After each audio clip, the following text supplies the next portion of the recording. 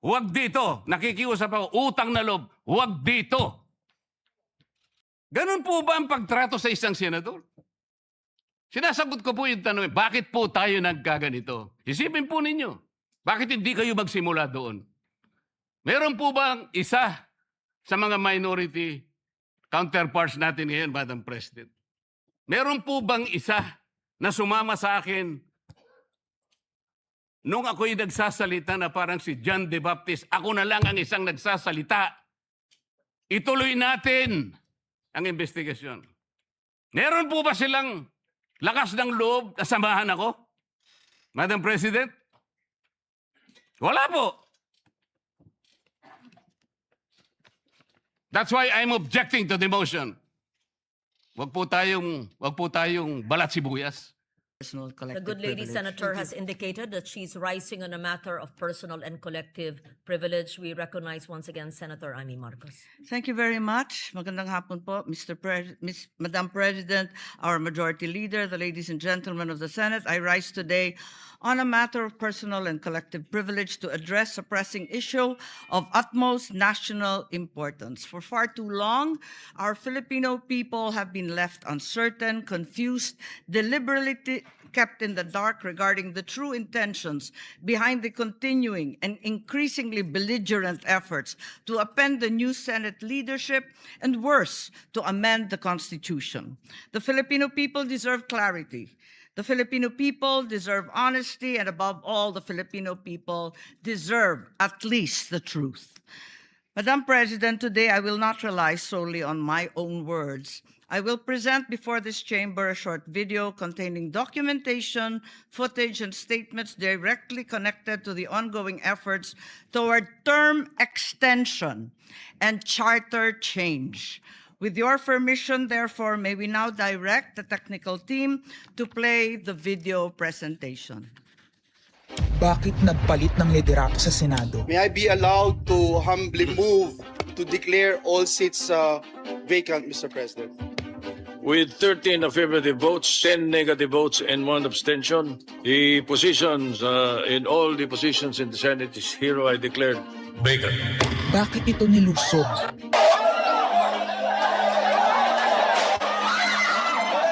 Bakit patuloy ang pananakot? Talagang garabalan, obvious na obvious, iniisa-isa ang majority. Bakit may panggigipit? Pinakakasuhan ng Ombudsman si Senator Rodante Marcoleta ng plunder at indirect bribery. Bakit may pambabaluktot ng kwento? Nililito nila ang publiko. Ang kainan ay naganap alas 4 ng hapon. Ang barilan alas 7. Pinagmamalaki nilang may nangangamusta. Si Camille Villar ang unang nag-update. Saka sila nagsi-reply. Last convo, 4 p.m. Next chat, 10 p.m. Bakit may demolition job? Bakit may pait? Bakit hindi matanggap? Napakaraming bakit. At narito ang mga sagot. Pero bago ang katotohanan, wasakin muna natin ang kasinungalingan. I, Alan Peter Shram Cayetano, having been elected to the position of Senate President, Hindi nagpalit ng liderato para sa impeachment. Hindi totoong pinapakalat ng mga nabulaga. Ito this time, medyo nagkabulagan. Kabulagan. Ang impeachment ay labanan ng numero. Hindi ang mga Duterte aligned ang dapat mangamba, kundi ang mga sa umpisa pa lang ay may hatol na. Ang sinasabi, sir, ng ibang mga kritiko, itong Senate leadership shake-up ay tungkol lang daw sa impeachment. Lahat na i-connect. As I told you, may 12 kami. Si Bato is 13. So kahit nawala naman siya, ang pinag-uusapan dito is whether or not you will be able to get 16 votes. Hindi siyang pagmumulan ng 16 votes. Wala siya doon eh. 12 kami. Bakit kami magkuku? May 12 na kami kung ang pinag-uusapan lang natin ay impeachment. Actually, 9 lang ang kailangan para ma-dismiss. Yes, 12 kami. So it's more than the required votes. But that's not the point. Ang ano kasi, pinipilit nilang i-connect doon. Kaya ako natatawa. Where is the connection there? Gusto pang ipa-inhibit ang mga tinatawag nilang Duterte-aligned senators. Nananawagan pa ng partial kuno at pagiging patas. Pero sa publiko, may mga pahayag na hindi makakatakas. While VP Sara is in power, the threat of a full-blown Duterte comeback is still a very real and present danger. Bakit ganito ang desperasyon? Bakit hindi maikubli ang gigil? No. Bakit natataranta ang lahat? Mr. Speaker, I move to endorse to the Senate the resolution setting forth the articles of impeachment. Narito ang pagsisiwala. Noong April 22 sa Soler, nagkita si Tito Soto at House Speaker D para pag-usapan kung ano ang papakialaman sa 1987 Constitution habang nakaupo si Bongbong Marcos. Kasama ni House Speaker D ay si South Cotabato Congressman Ferdinand Hernandez. Kasama ni Soto ay ang dating Senate Secretary na si Mark Mendoza. Konas ang gusto nilang mode ng charter change. Muling isinusulong sa Kamara ang charter change o pag-amyenda sa konstitusyon sa pamamagitan ng Constitutional Convention. Is something big brewing inside the government to claims of a possible no-election scenario. Ang pag-aamyenda ng konstitusyon sa pamamagitan ng Constituent Assembly. At para makakuha ng suporta sa Senado at sa Kongreso, ito dapat ang mga nilalaman. Dapat ma-extend ang termino ng mga senador at congressmen na mawawala na sa pwesto by 2028. Ang eleksyon sa bawat senador ay magiging by region. Nagdiskusyon sila kung 2 o 3 senador per region. Kinompute nila kung mayroong 18 regions, nasa 36 o 54 ang magiging senador. Lumutang din ang usapang para hindi makaporma si Inday Sara sa 2028, gawing 50 years old ang edad ng pwedeng tumakbo. Pero nagpanukala rin si Soto na pwedeng gawing 35 years old para kay Vico Soto. Dahil ipagmamayabang niyang kayang talunin ito si Inday Sara. Meron ako idadagdag, maganda, Pinky. Ibaba natin ang edad ng presidente to 35. Magagaling ng bata ngayon eh. Magagaling eh. Ibigay na natin sa mga kabataan na pagpatakbo nitong bansa. Baka puro matino pa ilagay natin. Baka sabihin nila, Senator Soto, this is to siguro allow your nephew, ba, si Vico, na tumakbo. Sabi ko na maging qualify. Sabi ko na mag-iisip sila ng gano'n. Hindi ko naisip si Vico Rune. Ang impormasyong ito ay mula mismo sa kasama sa meeting. Kasama din nila ay isang congressman, isang gobernador, isang retired military officer, isang dating may mataas na katungkulan, at 5 mula sa private at business sector. Kaya ba binaliwala ang panawagan ng taong bayan? Kaya ba binaliwala ang paalala ng Iglesia ni Cristo? Hindi po nagbabago ang bilin ng Iglesia ni Cristo, Nelson, na ang Iglesia ni Cristo po ay tutol sa impeachment. Kaya ba nagtatapang-tapangan ang mga umaastang bida sa ginagawa nilang tunay na drama? Kaya ba nila sinasabing hindi sila natatakot sa eleksyon ay dahil alam nilang walang eleksyon na magaganap? Hindi po kami natatakot sa susunod na eleksyon. At ang boto sa impeachment ay refleksyon ng boto sa pagsira sa 1987 Constitution. Pabor ang karamihan sa mga pagbabago sa saligang batas, lalo na sa usaping ekonomiya. Ngunit kung papakialaman ng iilan ang konstitusyon para maghari-harian at para sa pansariling kapakinabangan, makapwesto ng matagal o mailuklok ang kamag-anak, humanda kayo sa galit ng bayan. Ang pagpapalit ng liderato sa Senado ay hindi kakaiba. Ito ay nakabase sa prioridad at gusto ng mga senador. Bumabahana ng ebidensya laban kina Bongbong Marcos, Liza Marcos, Sandro Marcos at Marvin Romualdez. Kailangan ng may bayag sa Blue Ribbon Committee. Ipinangako na sa mga korap na mambabatas ang perang malilikom sa 2027. 2028 national budget. Dapat pigilan. 2028, alam natin that's the election budget. And it was assured to the congressmen, this will also be the CONAS budget. Nagiging isa ng malaking sindikato ang pamahalaan. Sinusuportahan ito ng mga dating kalaban, mga tinulungang manalo noong nakaraang eleksyon, mga may galit sa nagdaang administrasyon. Lahat sila kasama ng pinakamalaking troll farms at ilang bahagi ng mainstream media ay pinagagana ng 2 bagay: pera galing sa korupsyon, galit sa mga Duterte. Mahalaga ang liderato ng Senado para sa mga korap at nakasandal sa mga buwaya ng kapangyarihan. Ngunit mas mahalaga ito sa mga naninindigan na ang Senado ay bantayog ng konstitusyon na hindi dapat tinatakot, sinusuhulan at iniipit upang maging tau-tauhan. Maaaring hati ngayon ang Senado. Maaaring kanya-kanyang bersyon ng kwento. Wala nang pakialam kung ano ang totoo. Isa itong indikasyon na gumagana ang demokrasya. Kailangan lang maalala ng bawat senador na kahit sila ay may kapangyarihan, hindi dapat nila malimutan magpakatao.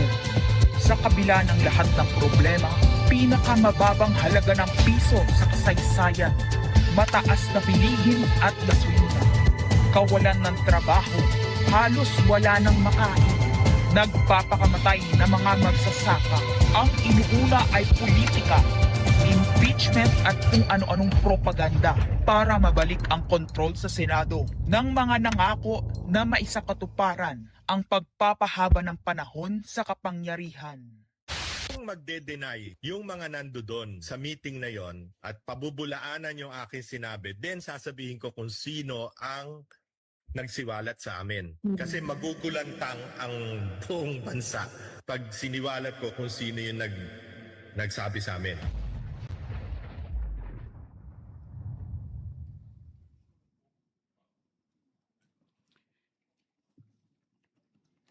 Impeachment, no elections, term extension.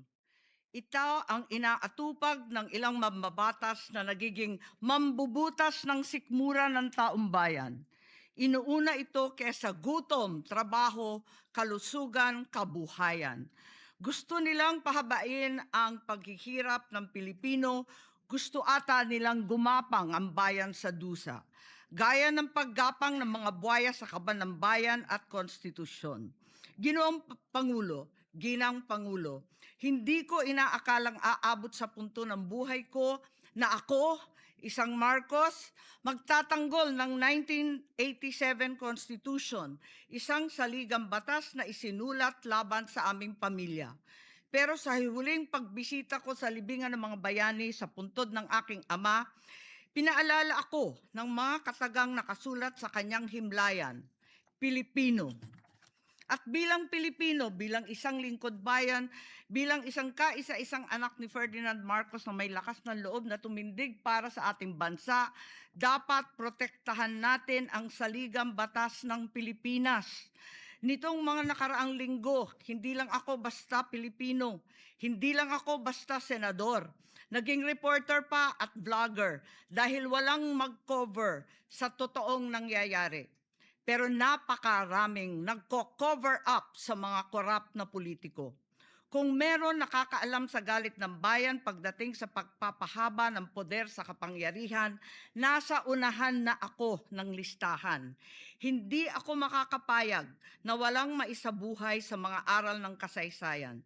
Noong naharang natin ang PI na yan, People's Initiative, noong Enero 2024, hindi naman sila tumigil. Noong 12 ng Agosto 2025, unang inihayag ni Bongbong Marcos ng ating Pangulo na hindi niya tututulan ang isang Constitutional Convention o CONCON upang ayusin umano ang mga butas sa saligang batas, kasunod ng pahiwatig ng Kongreso na sumusuporta nito. Pagsapit ng Nobyembre, nung nakaraang taon din, naghain na si Congressman Ronaldo Puno at mga miyembro ng NUP, National Unity Party, ng House Bill 5870, naglalayong magpatawag ng Constitutional Convention upang magmungkahi ng mga amyenda sa konstitusyon. Noong 30 ng Enero 2026, nagpahayag naman si dating Senate President Soto ng suporta sa pagtalakay ng mga amyenda sa konstitusyon matapos ang desisyon ng Korte Suprema kaugnay ng impeachment laban kay VP Sara Duterte. Agad itong ikinatuwa ng tropang NUP na nagsabing mahalaga ang kooperasyon ng Senado upang maisulong ang mga reforma sa saligang batas. Gayunpaman, noong ika-31 ng Enero 2026, sumagot ang Malacanang, hindi raw prioridad ang charter change o CHA-CHA dahil nakatutok umano ang Pangulo sa mga isyong pang-ekonomiya. Isang pahayag na inilabas matapos magpahayag ng suporta si SP Soto noon sa pag-amyenda ng konstitusyon. Sa gitna ng debateng ito, naghain noong ika-7 ng Pebrero 2026 yung dating ARTA, Rabindranath Kilala, ng isang radikal na panukala, buwagin ang Senado, pati na rin ang Kongreso at lahat ng lokal na sanggunian, paltan ng isang National Legislative Assembly, maari umano makatipid ng hanggang 1 trilyong taon-taon. Nung nakaraang buwan, formal din hinikayat ni Congressman Puno at ng NUP ang liderato ng Kamara na simulan ng pakikipag-usap sa Senado hinggil sa charter change sa pamamagitan ng Constitutional Convention. Ginamit pa nila ang pagiging bukas ni SP Soto sa constitutional amendments bilang oportunidad para sa koordinasyon ng dalawang kapulungan. Sa huli, noong ika-14 ng Mayo 2026, mariing itinanggi ng Malacanang ang akusasyon ni Senate President Alan Peter Cayetano na sinusubukan ng palasyo pahinain ang Senado. Binigyan diin ng palasyo na hindi pinag-uusapan ng CHA-CHA at inulit ang pananaw ng Pangulo na hindi ang pag-amyenda ng saligang batas ang sagot sa kasalukuyang problema ng bansa. Ngunit hindi ito ang nangyayari sa labas ng palasyo. Ang NOEL at term extension ay buhay na buhay sa mga patay na patay sa kapangyarihan. Pagkat sa kasalukuyang ika-20, ika-20 Kongreso, maraming panukalang naglalayong baguhin ang konstitusyon. Mula sa House Bill 368 ni Congressman Abante na nagsusulong ng CONCON hanggang sa resolution of both houses number 1 ni Congressman Garbin. Sinundan pa ng resolution of both houses number 2 naglalaman ng mungkahing ibaba sa 35 anyos ang minimum age requirement ng presidente at ang vice-presidente 30 ang edad. Bukod dito, Congressman Richard Gomez naghain ng resolution number 3 upang amyendahan din ang Constitution.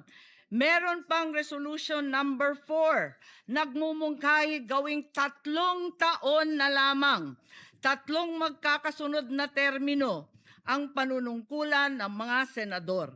Nariyan ang House Resolution 460 ni na Congressman Oreta, Congressman Remulla, Congressman Daza at iba pa na bibigyan linaw daw ang kahulugan ng forthwith sa impeachment. At mula noong Abril, habang hinihikayat ng mga congressman na bumoto sa impeachment, malakas ang ugong ng NOEL sa 2028. Lumutang na rin ang mga detalye. Magte-term extension ang mga congressman at madadagdagan ng 3 taon na mananatiling nakaupo sa pwesto hanggang 2031. Ganon din, 2028. Ganon din ang mga senador, pati ang Pangulo, hanggang 2031 na raw. Kung may eleksyon man sa 2028, sa lokal na lang. Kaya, Visayas o Mindanao ka man, suportado ng iglesia o hindi, walang problema dahil walang eleksyon. Kaya ang tanong ngayon, ayaw ba talaga ng palasyo sa CHA-CHA o kunwari lang? O talaga bang wala ng respeto sa Pangulo? Bukod kay Lito Banayo, napakarami kong sources patungkol sa mga meeting na naganap para sa isinusulong na Constituent Assembly o CONAS.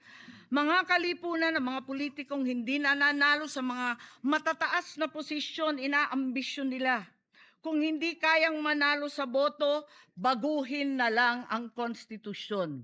Noon pa man, hindi ako naging hadlang sa pagbabago. Kumpara lamang sa ekonomiya at ikagiginhawa ng buhay ng Pilipino. Pero magagaling ang mga buwaya.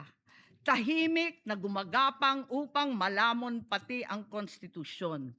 kung nagsisinungaling ang mga nagsumbong sa akin. Kung sasabihin kasinungalingan ang sinabi ko ngayon at ang pinalabas, hinihikayat ko ang mga senador ngayon sa ating bulwagan. Ipangako natin sa taong bayan na may eleksyon sa 2028 mula sa presidential hanggang sa lokal. At Madam President, magiging masaya akong mapatunayan na mali ako dahil ibig sabihin nun, mananalo ang tama. In the interest of time and that this chamber may proceed with its scheduled legislative business, I will not entertain any interpellations at this juncture and would rather allow the facts in the video as well as confronting this nation to resonate fully with this chamber and the Filipino people. I urge this body to look deeply into what we have witnessed today, act with vigilance, courage, and fidelity to the Constitution we swore to defend. Maraming salamat po. Thank you. Madam President, may I make Yes, we recognize Senator Mig Subiri. point of order? Madam President, the point of order. Under Section 93, 94, and 95 on Unparliamentary Acts and Language, I just want to point out that the video that the lady senator presented was obviously opinionated, a propaganda tool, right?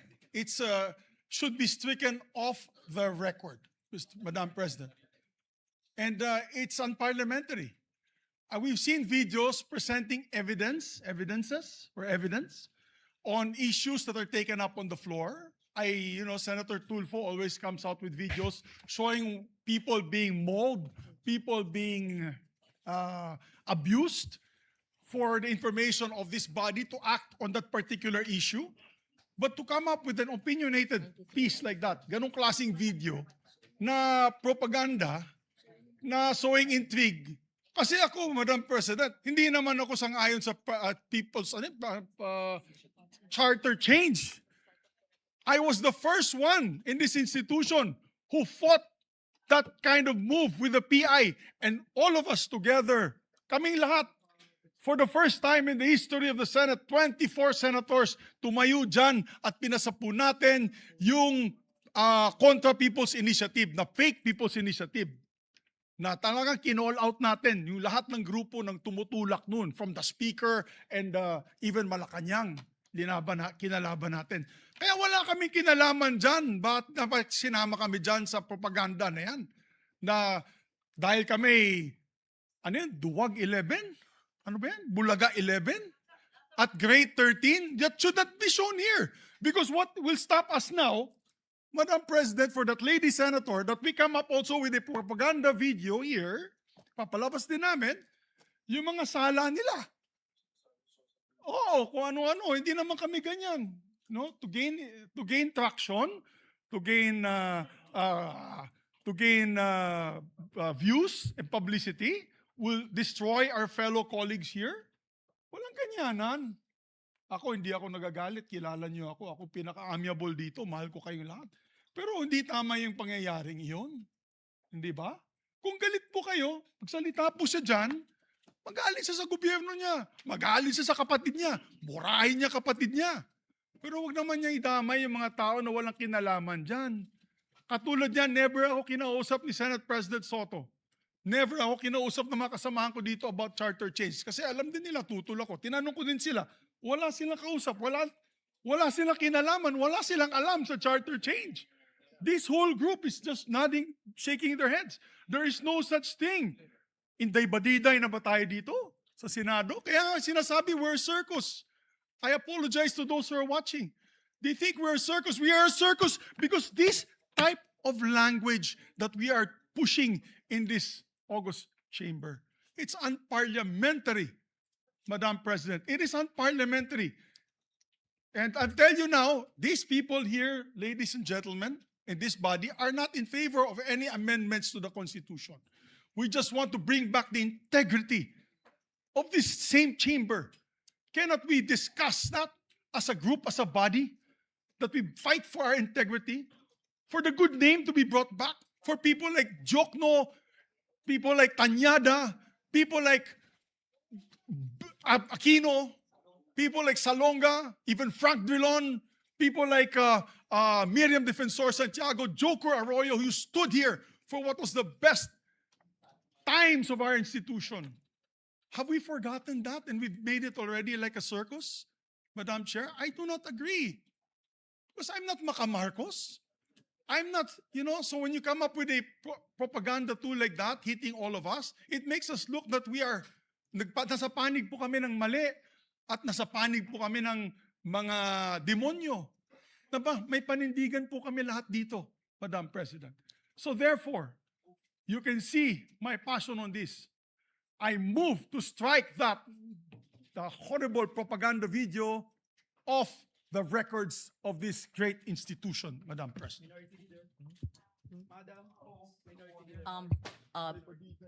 Before I recognize the former Senate President, may I ask the former Senate President, Senator Subiri, is that transformed into your motion? Yes, that's a motion. That is your motion. That is a motion, Madam. Yes. So before we act on your motion, may I hear first from the Minority Leader Thank and you. then Senator Tulfo? Yes. Is it a Thank you, Your manifestation Honor. or a motion Thank as you well? very much, Your Honor. Well, this is a way of seconding the motion of Senator Subiri. First of all, the presentation, or what we call the editorial video that we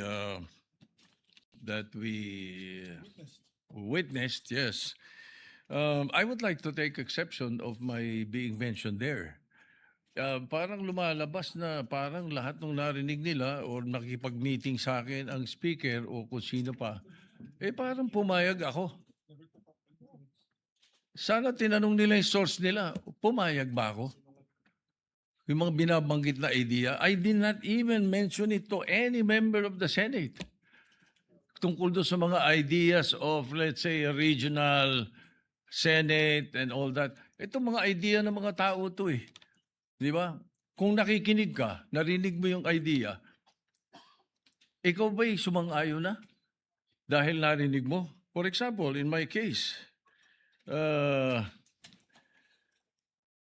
have never been in favor of Chacha. Charter change? Never. From the day I became a senator up to the present, ang dami namin pinagdaanan dyan. Ang mas gusto ko, Katcha. C-H-A, not charter change. Ang kailangan natin, Katcha, character change. That is what we need. Kaya kung merong, let's say, may idea ang Speaker of the House, gustong kausapin ng Senate President at sinasabi nila, meron silang mga membro, ganito, idea ganito, nag-idea ganito, ay ibig sabihin ba nun, mali na kagad ako dahil narinig ko? Ano? Did I agree? Ang sabi ko pa nga, if we're going to change or amend, not change, amend, ang nabanggit ko.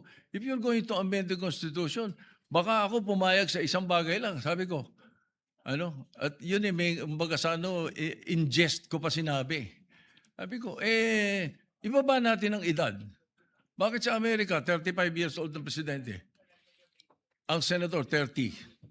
Bakit sa atin 40 and 35? Kaya mali pa rin yung sinasabi doon sa isa sa comment sa the distinguished lady na sinasabi, gusto ko raw iakyat into 50 para ma-disqualify doon sa Sara Duterte. That's not true, Mr. President, Madam President. That's impossible. I never said that. Di ba? I have nothing to do with the proposal for any elections of Sara Duterte in 2028. For all you know, I might vote for her. Di ba? Ano pa yan eh? Hindi pa pwedeng porque pinag-uusapan, narinig mo, yun na kagad. At saka lalabas dito na para bang ako yung nakikiisa. I have nothing to do with the allegations of Chacha. I heard the proposals. I never brought it up to my colleagues, any one of them. Hindi ko binanggit eh. As a matter of fact, there was one time na sinasabi yung meeting daw namin, Senator Lacson was there. He dropped by because he had the board meeting. Tapos sabi ko, tama-tama, nagkamali siya ng pasok. Andun lang kami. Well, it's not a room. It's just the VIP area that's open, very open. Sabi ni Senator Lacson, anong ginagawa nyo rito? Nagkamali ako ng pasok. Hindi, sabi ko, nagkwentuhan lang kami. Sabi ko, at tinanong ko pa siya, ilan ba yung kwartong pinapagawa sa new Senate building? I even asked him that. Bakit? Sabi niya, why? Ito kang kako, yung mga congressmen gustong gawing regional. Gusto nilang gawing 36 ang mga senador. Sabi ko, tatanong ko kung kakasya ron. We were joking. So yung mga source na nakikinig ng mga kwento, parang they make it sound sinister. Mag-ingat po tayo sa mga ganong kwento. Hindi ko sinasabing hindi nangyari. Nangyari. Yung nag-usap kami, nakita kami. As a matter of fact, you will not be surprised. You should not be surprised if I often see Bojidi. Because Bojidi is my golf mate. Ang mga golfing friends namin, every now and then, nagkaka-dinner kami. And during that time, na pinag-uusapan nila yung na binabanggit na nag-meeting daw kami dahil sa Chacha. Parang ganun ang dating eh. That's not true. Ang talagang topic namin was the new TW777 of Honma Meres. It's a new set of clubs that Speaker Boji was telling me that he wanted to buy and asked me if I tried it already. Kami mga golfing buddies na grupo. Even Dom Mendoza was there because Dom Mendoza is NPC also. He's the Secretary General of NPC. So pagka nakikita-kita kami almost, every 2 weeks? Every month we have an NPC meeting. We always miss you, Madam President, because you seldom attend, So hindi dapat masamain kung nag-uusap-usap ang mga politiko, kung may mga idea mga politiko. That's why I really take offense. I take exception to what was presented. But I don't care about what the other mention or the other things that were mentioned. But as far as the issue of my involvement in Chacha is concerned, I vehemently deny. Definitely, I have nothing to do with that. And I second the motion of Senator Subiri that the editorial video should be stricken off the record because it appears na parang mayroon tayong sinister na plano na kasama kami. Thank you. Yes. Madam President. Thank you very much. Just so that there's a proper order, according to who first raised his hand, I saw Senator Erwin Tulfo. I saw Senator... I am objecting to the motion, Madam President. Let me just... Senator Sherwin Gatchalian, was it? Senator Kiko Pangilinan and Senator Ping Lacson and Senator Bam Aquino, Senator Rafi Tulfo, and Senator Rodante Marcoleta. I hope I am not accused of favoring the minority, although I heard the good senator. Yes, Senator Marcoleta may speak after Madam Senator President, Erwin. Yes. I think I need to be heard because I am the one who objected to the motion. Oh, there's been an objection. Okay. Yes. The others are seconding the motion of Senator Miguel Zubiri. Yes, Madam President, Senator I think- Dante Marcoleta is objecting to the motion to delete off the record the privileged speech. May we, the video in the privileged speech, we take note of that. May we hear the other seconding motions? And I think I've recognized the others in that order. Yes, we take note Madam President, will of you the not objection. hear why I objected? I Yes. need to register the reasons why I objected to the motion. Madam President, I raised my hands immediately after.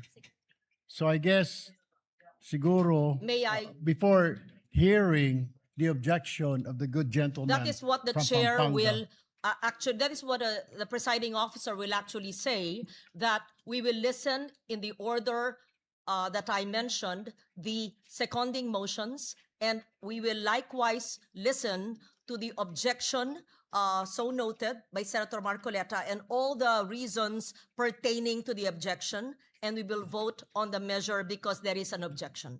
Thank you. Thank you, Madam Chair.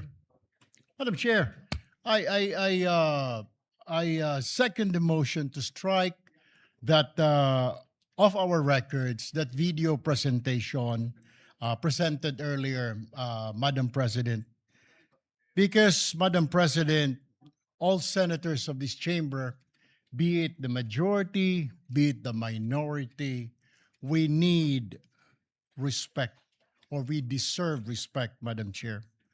We must not tolerate presentation of unparliamentary acts.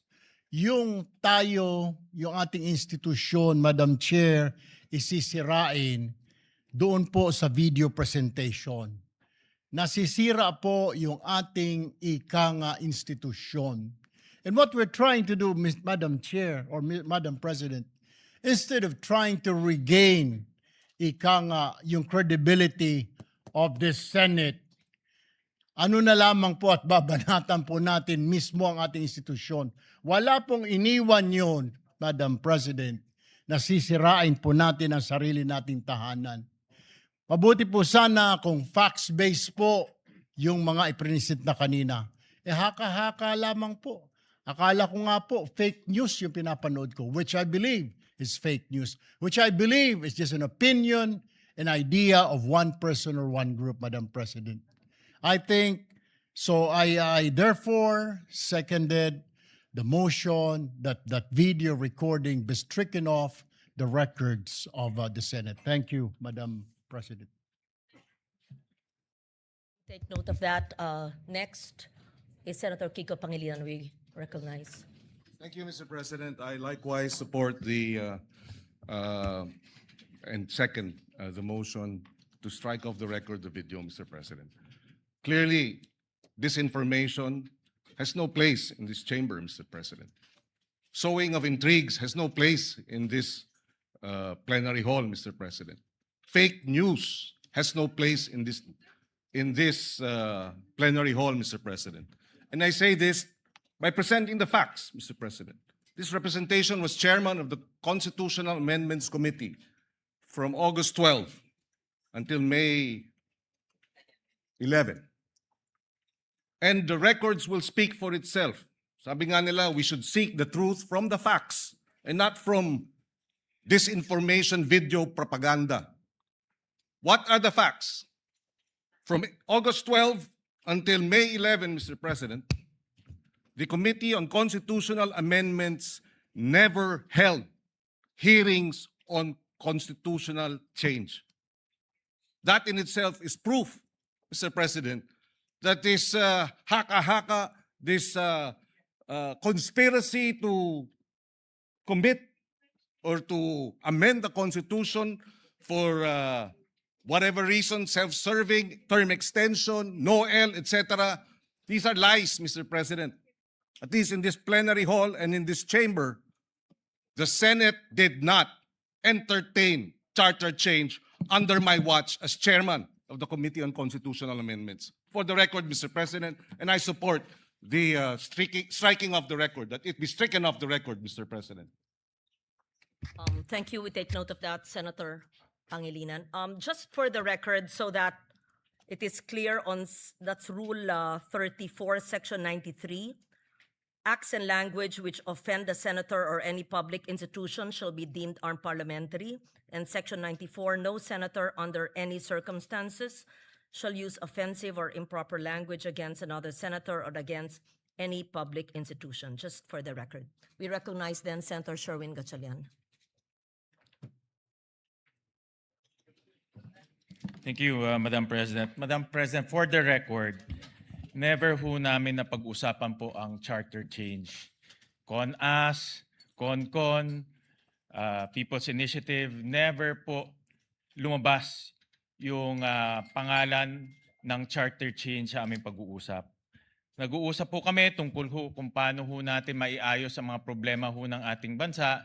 Higit sa lahat, paano ho mabalik ang tiwala ng taong bayan sa ating institusyon. Aminado ho tayo Pag tayo po ay umiikot sa buong Pilipinas, nakakausap po natin ang ating mga constituents, marami hong nagulat, maraming nagalit, at marami hong nadismaya. At ito ay hamon sa ating lahat, hindi lang po sa ating Senate President, kundi sa ating lahat kung paano ho tayo magtutulong-tulong, maibalik po ang dignidad at respeto ng taong bayan sa ating institusyon. Kaya mga kasama, itong mga lumalabas na video na ganito, hindi ho ito nakakatulong. Bagkus, ito rin po ay magkakaroon ng negatibong epekto sa pananaw po ng ating mga kababayan sa institusyon na mahal ho natin, ang gusto ho natin protektahan. So with that, Madam President, let me second the motion of Senator Miguel Zubiri, invoking Section 93 of our rules, acts, and language which offend a senator or any public institution shall be deemed unparliamentary. Thank you, Mr. President. Thank you, Madam President. Thank you, Senator Sherwin Gatchalian. Let me just also note that maintaining and restoring the dignity of the institution, the Senate as an institution, is not a monopoly of a few in this institution. I believe that each and every one of us in this institution wishes to maintain the dignity. And all of us, to the best of our ability, whenever we are in plenary or in hearings or even outside our premises, are bound to that. Thank you. Senator Ping Lacson, please. Thank you, Madam President.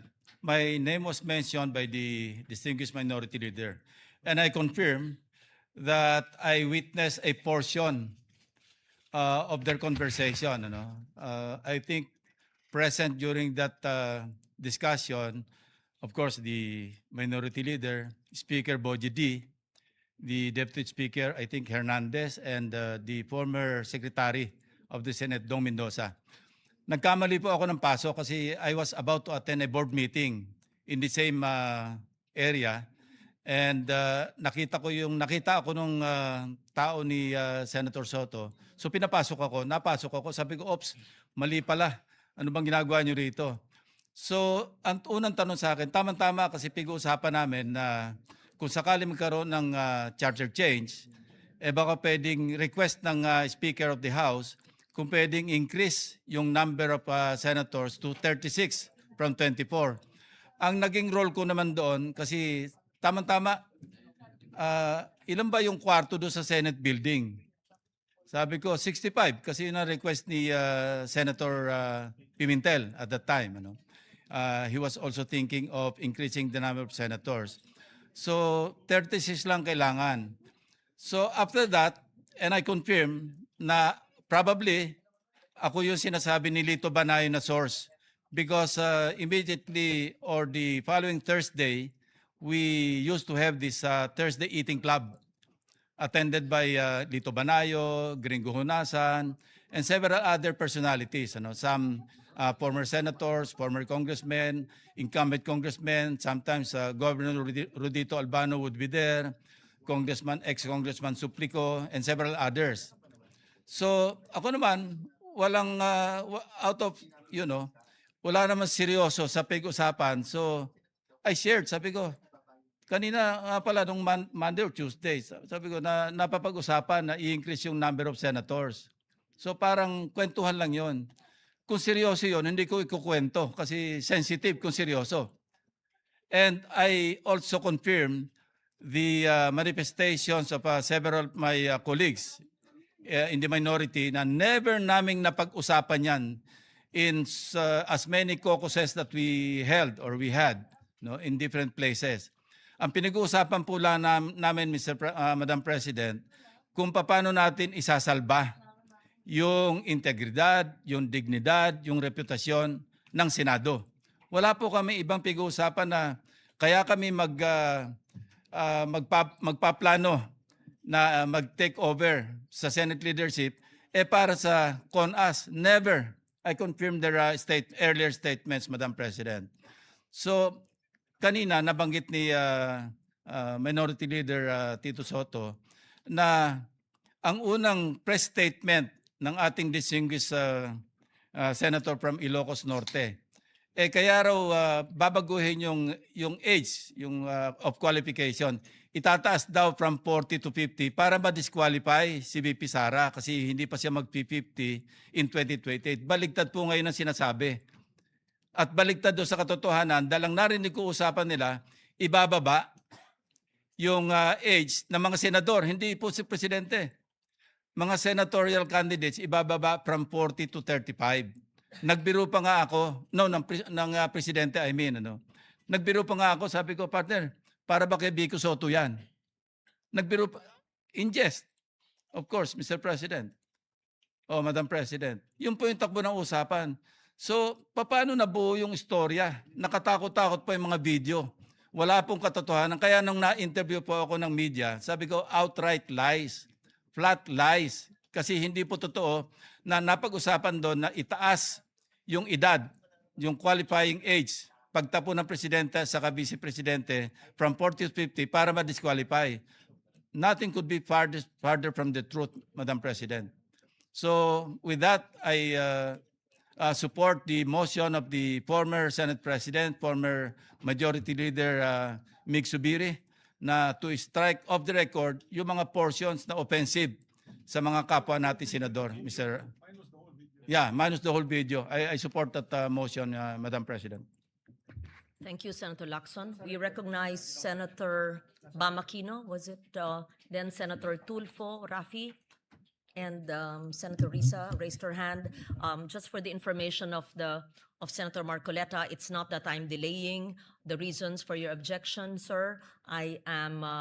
We are listening to the seconding motions. Thank you. Magandang araw, Madam President, mga kasama. I rise to second the motion of Senator Zubiri. Dahil yung video po na nakita ho natin, marami hong pagsisinungaling. Unang-una po, klaklaruhin ko po, we have been meeting as a minority maybe 2 times a week. No? Baka naging 3 times pa yan. At ni isang beses po na pag-usapan ang constitutional change. Hindi ho yan binanggit ni former Senate President Soto, ni Senator Lacson. Hindi ho yan nabanggit ni isang beses. Wala hong pag-push, wala pong nagsabi, mag-meeting tayo para mag-chacha, para mag-conas, wala pong nangyaring ganyan. Unang-una pong fake news. Pero nais ko pong balikan yung video. Ano po ba yung sinasabi ng video? Sinasabi po ng video, nagkaroon ng leadership change dito sa Senado dahil pinipigilan ang charter change o CONAS. Hindi ho ba? Yan po yung ibig sabihin ng video, na yung bagong mayorya nagsama-sama para pigilan ang isang charter change. Tama ba ako, mga kasama? Yun yung ibig sabihin ng video eh. Kung yun po yung ibig sabihin ng video, at dahil nagkaroon ng leadership change para pigilan ang CONAS, marami pong naniwala sa fake news. Dahil wala po yan sa kahit anumang plano ng mayorya. When we were in the majority, there were 15 members of the majority. 4 po dyan, kasama na po ngayon ng bagong mayorya. Ni isang beses po, hindi na pag-usapan ang charter change sa anumang meeting po namin. Ni isang beses, hindi po na pag-usapan ang CONCON o CONAS. Pagdating ko po dito sa Senado, ngayong 20th Congress, ni isang beses, hindi ho yan nabanggit. In fact, Mr. President, I don't even know kung merong naka-file. Meron bang naka-file na chacha o CONAS o CONCON ngayon in the 20th Congress? Palagi ko wala. Sabi po ni Senator Pangilinan, wala man silang napakinggan. Any motion, any bill on charter change, wala po. So kung sasabihin niyo po sa amin, ang rason kung bakit nagkaroon ng leadership change ay para pigilan ang isang CONAS o CONCON, ibig po sabihin yan, maraming naniwala sa fake news. Dahil hindi po totoo yan. Unang-una. Pangalawa, sa totoo lang po, marami ho dito ipaglalaban ang 1987 Constitution. Marami po dito hindi papayag na baguhin yan sa terminong ito. Marami po dito, hindi lang sa mayorya, pati rin po sa minority, ang magsasama-sama para hindi mabago ang 1987 Constitution. At higit pa po dito, ito pong sasabihin ko, marami rin po dito hindi papayag sa isang no election scenario. Siguro po, kung tinanong kami, kayo ba dito ay para sa charter change? Baka po makita po ng ating distinguished lady na marami po ditong sasang-ayon na ayaw natin ng charter change. Kung nagtanong lang po, ilan ba dito talaga yung ayaw ng eleksyon? Baka malaman po lahat tayo dito, talagang 2028 election, paninindigan po natin na matutuloy. Kung tinanong lang po kami, siguro po, masasabi ho natin ngayon pa lang, kung nagbilangan tayo ngayon, baka 24 po ang makuha natin na hindi papayag sa charter change. Baka 24 po ang makita ho natin na hindi papayag na walang eleksyon. So para sabihin po na yung minority, yan ang pinakapaka, yun po'y mali, yun po'y fake news, yun po'y misinformation, and I second the motion of Senator Zubiri to strike this video off the record. Maraming salamat, Mr. Chairman, Madam President. Thank you, Senator Bamakino. We recognize Senator Raffy Tulfo.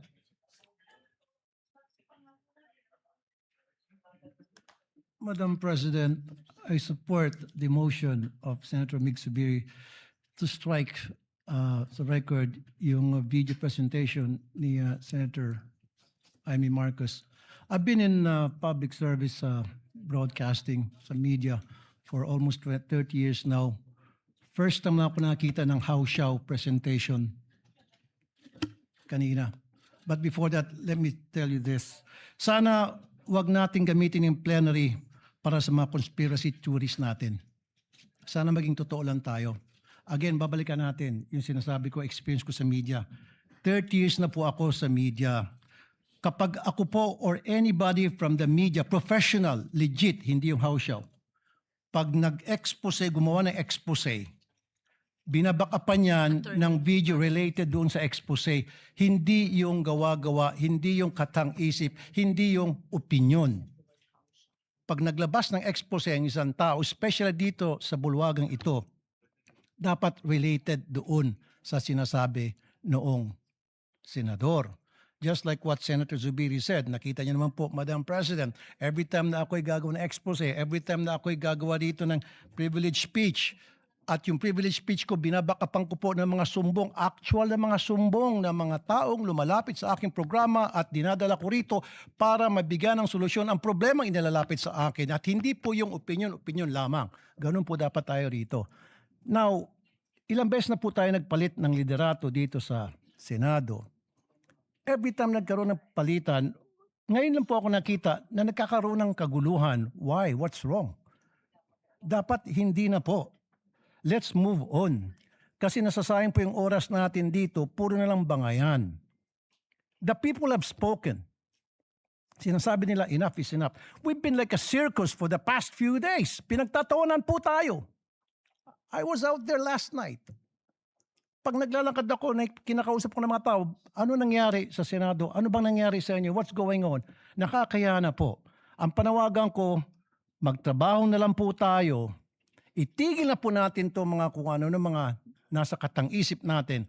Let's move on because we were voted, elected by the people para magtrabaho, hindi para magbangayan. Maraming salamat, Madam President. Maraming salamat po. Tayo po ay nakikiisa rin sa sinabi nyo. May katanungan lang po ang presiding officer because we are using either the Filipino language or English. I would like to request the good gentleman from Isabela to use a alternative word to how shall because it may be difficult to translate it. Is that Filipino? I just want to be enlightened. How shall Yes. street lingo meaning fake? I'm sorry. Ibig sabihin fake, Okay. ibig sabihin peke. Yes. So that it's clear because I Pirated. was also asked. So are Pero Tagalog na yun. are you there editing or amending the statement? Sige, from because how even shall, the, let's the edit it to spelling was not clear fake. also to the stenographers. Hindi legit. Okay, yun Opo. lang po. Thank you. Thank you very Thank much. you, Madam President. Since we're talking about parliamentary language, may we also cite that everyone uses either English in its traditional form and Filipino and or other languages of the 120 languages of the Philippines. Thank you. Senator Risa Ontiveros. Thank you. Salamat po, Madam President. Madam President, sinusugundahan ko rin po ang motion ni Senador Mig Zubiri na strike ang video po na iyan sa record nitong sesyon. Ulitin ko lang po ang sinabi ko last week sa sarili ko namang privilege speech. Ganito na ba kababa ang inaabot ng politika sa Pilipinas? Na hanggang dito sa floor ay magbabatuhan tayo ng putik. Sanay naman tayo sa pakikipagdebate. pagtanggap ng batikos at pagsagot sa mahihirap na tanong. So, hindi ako sensitibo sa puna. Sanay ako dyan. Pero, Madam President, ang pinakita po na video ay fake news. Hindi ko yan pwedeng hayaan kasama ng ating mga kasama na andyan na lang unchallenged. Delivering a privileged speech is not the same as having the privilege to have fake news entered into the official record as if it were evidence. The materials presented made serious claims about the intentions of fellow senators, including allegations about pursuing charter change without presenting proof sufficient to support those conclusions. Kung may alegasyon tungkol sa charter change, ipakita ang boto, panukala o akson. Huwag naman hahantong pa, gaya ni sinabi ng kasama natin, sa conspiracy theories. Dear colleagues, we can argue hard without lowering the dignity of this chamber. Last week, nag-privilege speech po ako tungkol sa barilan dito sa Senado. Napakarami pong nagsabing magtatanong sa akin pero wala naman ngayon. At ngayon, may bago na naman pong kwento. Ibang storya na naman po ang gusto ngayong linggo. Nakakahiya na, please. Araw-araw na lang bang ganito? Huwag naman sanang dumating ang araw na wala na tayong mukhang maiharap sa mga Pilipino. At for the record, gaya din ng sinabi ng maraming kasama, malinaw naman ang track record ko na mariin na pagtuto sa charter change at gaya ng sinabi ng mga kasama, wala pong pinag-usapang charter change. Muli, Madam President, for the record, sinusugundahan ko po ang motion. Salamat po, Madam President. Thank you, Senator Risa Ontiveros. May we recognize Senator J.V. Ejercito. Yes, thank you, Madam President. Likewise, may I also put on the record that I support the motion of Senator Zubiri that the privilege speech of our colleague be stricken off the records. And Madam President, allow me to explain. Let us not allow this august institution to be used as a platform for disinformation. Fake news is already a serious problem in our country, one that continues to mislead the public, distort important issues, and erode trust in our institutions.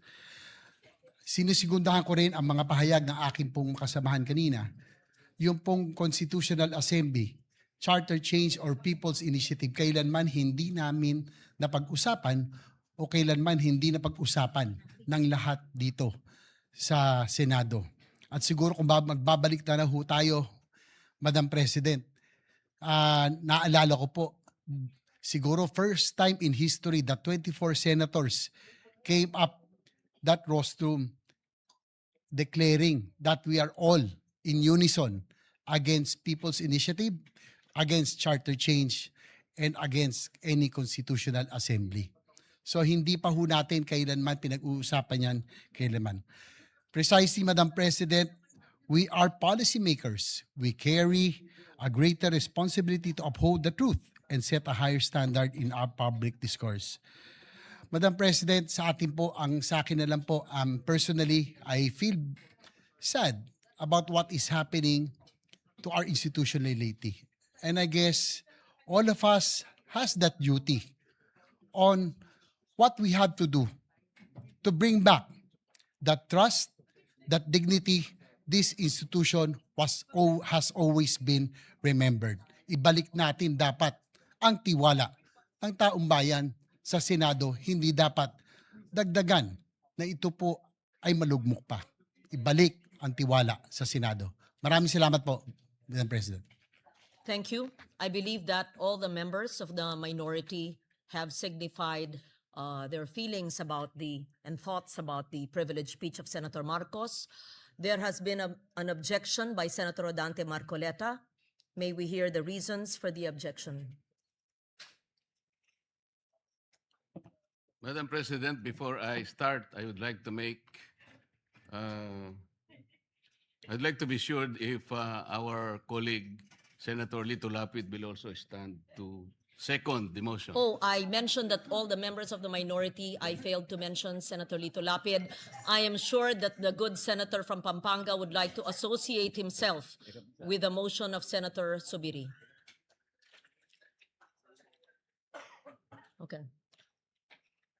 Madam President, Proceed. I got his word. He is not seconding the motion of my amiable friend, the former Majority Leader, Senator Mig Zubiri.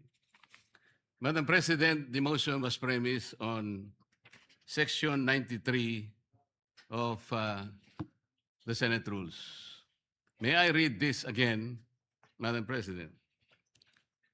Acts and language which offend a senator or any public institution shall be deemed unparliamentary. Madam President, I have not heard any word from Senator Jaime Marcos that offended the sensibilities of our counterparts in the minority. I think what is being objected to, Madam President, which is not covered by the rules, are the videos that were presented during or before her speech. Pwede ko bang malaman, Madam President, kung yung pinay-strike out, kasama po yung video na nakita natin na kung saan ay nagsasalita ang ating kasama, Senator Risa Ontiveros. Kasi po sinabi niya, while BP Sara is in power, the threat of a full-blown Duterte comeback is still a very real and present danger. Sa akin po, walang problema yun. Opinion niya yun eh. And we have to respect that opinion. Yan po ba'y pinaalis natin? Gusto ko lang pong malaman, isa-isahin natin. Pangalawa po, nakita ko rin po yung sarili ko. Kasi po, ako'y naanyayahan sa isang television program, tinanong lang po ako, totoo po bang merong connection yung coup? Kasi po, ang tawag coup eh. Hindi naman po coup, yung karaniwang nangyayari po sa buhay ng Senado yun eh. Palitan talaga yan. Maraming beses na po yan. Ang sabi ko po, kasi kinukonekta daw nila sa impeachment. Sabi ko, hindi po siguro. Sabi ko, dahil sa ngayon, 12 kami. Hindi naman kinakailangan naming mag-coup para lamang i-prostrate natin yung impeachment. Palagay ko po, hindi. Yung po bang opinion ko na yun, tatanggalin? Gusto ko lang pong malaman. Kasi po, meron pa po nga sinabi, sinungaling. Meron din po nagsabing gano'n eh. Ang ibig ko po sabihin, Madam President, ngayon po nakita natin the vibrancy of democracy in this chamber. Isa-isa po silang nagsalita lahat.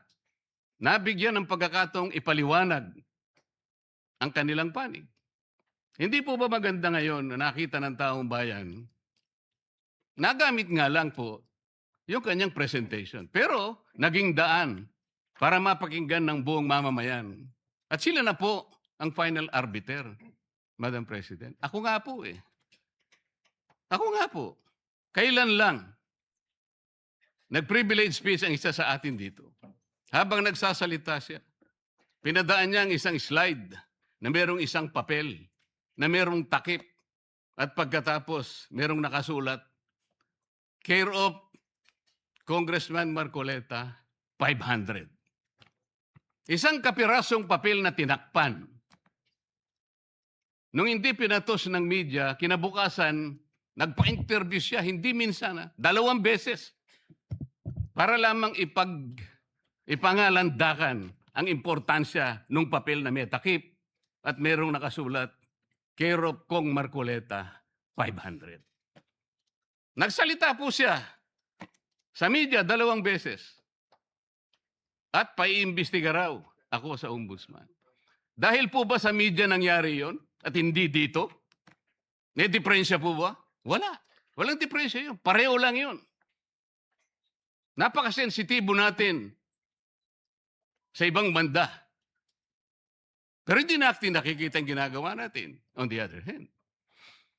Bakit po hindi nasasagot hanggang ngayon yung tanong ni Senador Risa? Bakit po tayo nagkaganito ngayon, Madam President? Kasi po, napigilan lang akong magtanong. Ngayon ko na po alam po ba ninyo kung bakit tayo nagkaganito, Madam President? Kasi po matagal ko nang sinasabi, 9 na buwan na po ang nakararaan, ngunit ayaw nating ituloy ang pag-iimbestiga sa flood control scandal.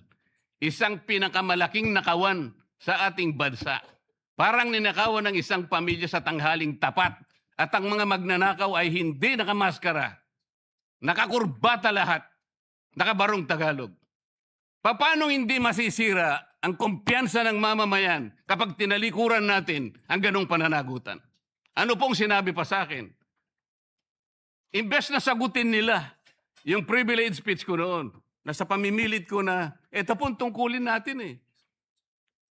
Naging PNP chief kayo. Ako po'y humanga sa inyo noon.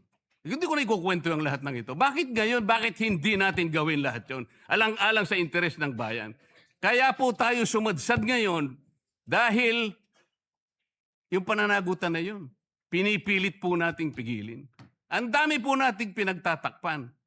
Tumayo siya, imbes na sagutin niya ang aking sinasabi. Ano po sinabi niya? Kung ano-ano po sinabi, nagpalabas din po siya ng napakaraming video na kinakampihan ko si Diskaya, nag-bla-bla-bla, na ang asawa ko raw ay independent na ganito. Lahat po. Pati yung tayo ko sa Congress noon, na sinasansala ko yung mga kasama ko because ngayon ko lang nakita ang Vice President, nagpipresent siya ng budget for 2025. Inaaglahi siya sa budget 2022 and 2023. Yung mga ganun po. Bakit po ngayon biglang nagbago ang kulay natin? Bakit po ganyan tayo ngayon? Bakit po napakababa? Siguro po, kung may pagkakataon tayo, maring bukas o makalawa, makikita po ninyo yung complete video yung nangyari nung Lunes, May 11, 2026. Kung paano, alas 7 pa lang ng umaga, nandito na yung tropa ng NBI na nakipag-coordinate sa opisina ng OSAA. Sapagkat balak pala nilang hulihin ang isang senador. Hindi po ba? Nagkaroon na po ng admission. Tinanong ko pa nga yung ating former SP kung nakita niya yung warrant of arrest. Pinakita ba sa'yo? Sabi naman niya, hindi. Naniwala po ako ron. Ngunit bakit sinabi niya, mag-coordinate kayo sa OSAA? Alam po ba niyo, Madam President, kung ako po ang Senate President, kaya ko lang naman ginagawang halimbawa ito, Madam President, dahil hindi naman po ako magiging Senate President. Kung ako lang, hindi ko papayagan yon, Madam President. Bakit po? Respeto na lang sa premises ng institusyon na ito. Gawin niyo ang gusto niyong gawin. Huwag dito. Nakikiusap ako, utang na loob. Huwag dito. I will do that. Pero ano po nangyari? And the rest is history. Hinabol po ng hinabol, kamuntik na pong nahulog sa hagdanan ng Senator Bato. Ganun po ba ang pagtrato sa isang senador? Sinasagot ko po yung tanong, bakit po tayo nagkaganito? Isipin po ninyo, bakit hindi kayo magsimula doon? Meron po bang isa sa mga minority counterparts natin ngayon, Madam President? Meron po bang isa na sumama sa akin nung ako'y nagsasalita na parang si John the Baptist, ako na lang ang isang nagsasalita. Ituloy natin ang investigasyon. Meron po ba silang lakas ng loob na samahan ako? Madam President? Wala po. That's why I'm objecting to the motion. Wag po tayong balat sibuyas. Wag po tayong balat sibuyas. Salamat po, Madam President.